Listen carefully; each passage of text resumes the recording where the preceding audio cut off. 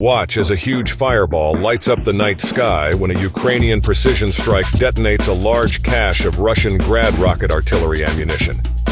Donetsk city was shaken by a shockwave on July 4th, as the ammunition cache exploded in a spectacular blast, hurling fire, smoke, and rockets into the air. This was one of several precision strikes on Russian ammo depots behind the front line in the past few weeks, as Ukraine grinds ahead with their counteroffensive.